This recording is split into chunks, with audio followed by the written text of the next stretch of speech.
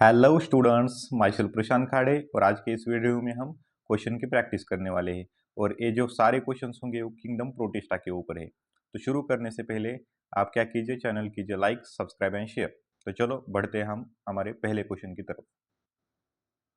Question number 1, kingdom Protista include the organisms which are. Option A unicellular but prokaryotic, option B unicellular but eukaryotic, option C multicellular but prokaryotic, option D multicellular but eukaryotic.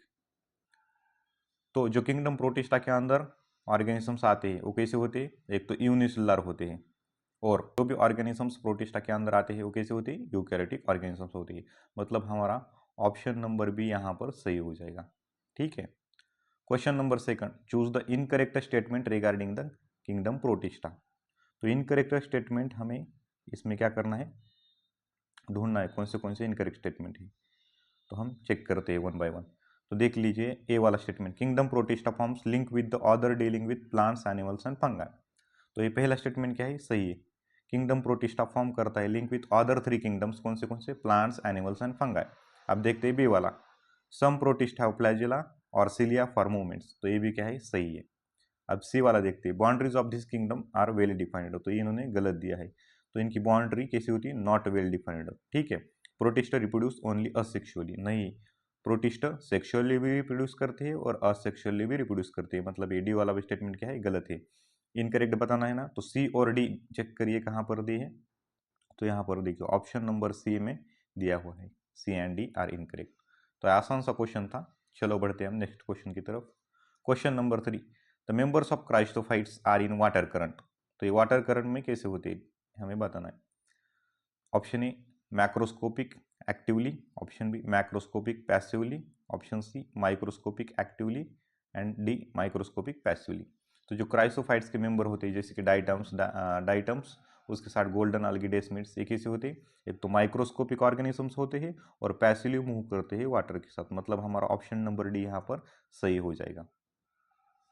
Question number 4, chief producers in the oceans are. Option A dinoflagellates, option B euglenoids, option C desmids and option D diatoms. तो chief producers कौन होते हैं? हमारे diatoms cheap producers होते हैं ocean के अंदर। ठीक है। Question number 5, pick the wrong statement. यहाँ पर भी हमें क्या बताना है? रॉन्ग स्टेटमेंट बताना है। तो देखिए option A diatoms are the chief producers in the ocean, तो यह भी क्वेश्चन हुआ है, तो ये क्या है? सही है। अब यहाँ पर देखिए option B, diatoms are the microscopic and float passively in water current, तो ये भी क्या है? सही है। रॉन्ग बताना है ना हमें। तो देखिए option C, walls of the diatoms are destructible easily. तो ये क्या है? गलत है।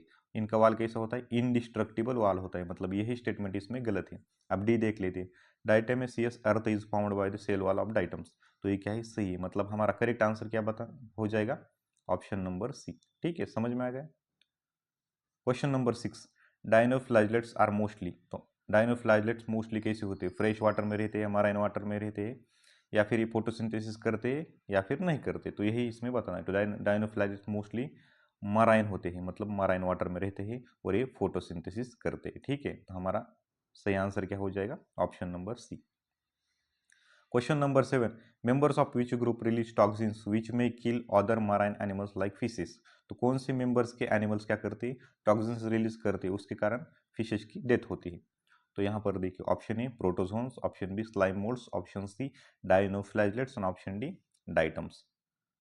तो मेंबर्स ऑफ डायनोफ्लैजिलेट्स क्या करते हैं? एग्जाम्पल गोनियोलैक्स, ये रिलीज करते हैं टॉक्सिन्स और इनके कारण क्या होती है? दूसरे मराइन एनिमल्स किल होती है। तो हमारा ऑप्शन सी यहाँ पर करेक्ट हो जाएगा।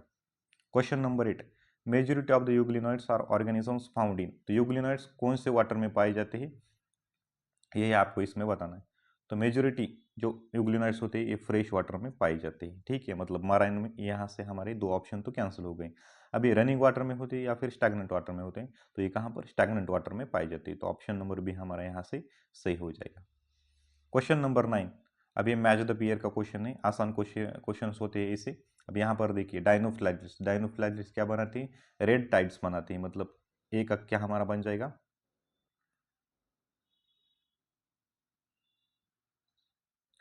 ए का क्या बन जाएगा? डायनोफ्लैजिलेट्स। ये क्या रैपिड मल्टीप्लिकेशन करते हैं, इसके कारण रेड डायनोफ्लैजिलेट्स रैपिड मल्टीप्लिकेशन करते हैं, इसके कारण सी कैसे दिखने लग जाता है? Red tides. ठीक है, तो मतलब ए का 3 कहाँ पर है? देखिए ए का 3 ऑप्शन बी में और सी में, ठीक है। मतलब ए वाला और डी वाला तो यहाँ से कैंसिल आउट हो गया।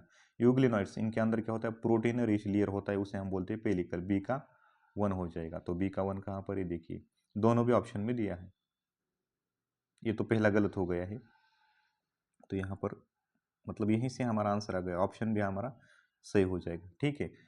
ये सी वाले में क्या दिया है, बी का 2 दिया हुआ है, तो ये कैंसिल आउट हो गया, ऑप्शन भी हमारा सही हो जाएगा। डाइटम्स क्या करते हैं, इनके अंदर इनका सेल वाल कैसा बना होता है, सिलीसियस सेल वाल होता है, ठीक है। तो सी का क्या बन जाएगा, 2, तो हमारा ऑप्शन भी सही है। Question number 10, identify the figure A and B. तो हमें सिंपली ये ए और बी, ये फिगर किसकी है, कौन से ऑर्गेनिजम्स की है, यही इसमें आइडेंटिफाई करना है, ठीक है। देख लेते हैं, ये पहली वाली जो है ये किसकी होती है, डाइनोफ्लैजेलेट की होती है, यहाँ पर देख लीजिए ये वाला क्या है, डाइनोफ्लैजेलेट्स, कहाँ पर भी दिया है का दूसरा नहीं है, ठीक है। लेकिन ये सेकंड वाला क्या होता है, यूग्लिना, यहीं पर है, मतलब हमारा ऑप्शन नंबर फर्स्ट यहाँ से सही हो जाएगा। Question number 11, under suitable conditions dash dash aggregations called be form and which may grow and spread several feet. तो यहाँ आपको सिंपली क्या करना है, फिल करना है, जो भी ब्लैंक जगह दिख रही है आपको ये फिल करनी है, ए की जगह क्या है, बी की जगह क्या है, सी की जगह क्या है, ये आपको सिंपली ढूंढना है। तो चलो देखते हैं, under suitable conditions, suitable conditions में कौन से, स्लाइम मोल्ड्स क्या करते हैं, एक एग्रीगेशन बनाती है, उसको हम बोलते हैं प्लाज्मोडियम बोलते हैं, ठीक है। और यही प्लाज्मोडियम ग्रो करता है और स्प्रेड करता है सेवरल मीटर या फीट, तो स्प्रेड स्प्रेड करता है सेवरल फीट तक, इसके कारण हमारा ऑप्शन फर्स्ट यहाँ से सही हो जाएगा, ऑप्शन नंबर ए, ठीक है। अब देख लेते हैं हम question number 12, choose the correct combination of the characters for slime moulds. तो ये भी स्लाइम मोल्ड्स के ऊपर क्वेश्चन है। तो स्लाइम मोल्ड्स कैसे होते हैं, ये पहले तो सैप्रोफाइटिक ऑर्गेनिजम्स होते हैं, सैप्रोफाइटिक, पैरासाइटिक नहीं होते, ठीक है, सैप्रोफाइटिक ऑर्गेनिजम्स होते हैं, मतलब पहला और तीसरा ए और सी ऑप्शन हमारे यहीं से कैंसिल आउट हो गए। अब इनका ये क्या करते हैं, एग्रीगेशन बनाते हैं, उसे हम क्या बोलते हैं, प्लाज्मोडियम बोलते हैं, और प्लाज्मोडियम विदाउट वॉल होता है, ठीक है। तो विदाउट वॉल दोनों में भी दिया है, प्लाज्मोडियम विदाउट वॉल, तो सही है। अब इसके बाद इनके जो स्पोर्स होते हैं, इनके पास क्या होता है, ट्रू वॉल्स होता है, और ये स्पोर्स डिस्पर्स होते हैं ईयर करंट से, मतलब हमारा ऑप्शन डी यहाँ से सही हो जाएगा, ठीक है।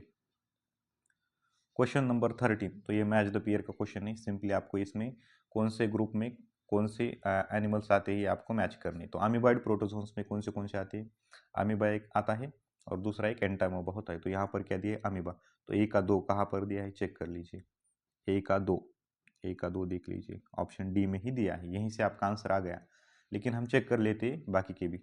बी फ्लैजलेटेड प्रोटोजोन्स, अब फ्लैजलेटेड प्रोटोजोन्स कौन सा होता है, ट्रिपैनोसोमा, जिसके कारण कौन सा डिसीज होता है, स्लीपिंग सिकनेस, तो बी का 3 कहाँ पर, यहीं पर है। सिलिएटेड प्रोटोजोन्स कौन से होते हैं, पैरामोसियम, सी का क्या 4, और स्पोरोजोन्स प्लाज्मोडियम होते हैं जो कि मलेरियल पैरासाइट, मतलब हमारा ऑप्शन डी सही हो जाएगा, ठीक है। Question number 14, ciliated protozoans are thousands of cilia, मतलब इनके पास क्या होती है, थाउजेंड्स ऑफ सिलिया होती है और मूव करते बिकॉज ऑफ प्रेजेंस ऑफ। तो आपको चेक कर लेते हैं, option A terrestrial and passively, option B aquatic passively, option C terrestrial actively, option D aquatic and actively. तो ऐसे ऐसे प्रोटोजोन से इनके पास क्या है, थाउजेंड्स ऑफ सिलिया प्रेजेंट है, और उस सिलिया की वजह से मूव कर रहे हैं, लेकिन एक्टिवली मूव कर रहे हैं या पैसिवली मूव कर रहे हैं, आपको बताना है, कौन, प्रोटोजोन्स। प्रोटोजोन्स, तो प्रोटोजोन्स हम किसके बारे में बोलते हैं, पैरामोसियम, पैरामोसियम कैसे होते हैं, मोस्टली एक्वेटिक होते हैं, और इनके पास कौन सी, थाउजेंड्स ऑफ सिलिया प्रेजेंस होती है। आपको इसमें आइडेंटिफाई करना है कौन सा प्रोटोजोन है, ठीक है।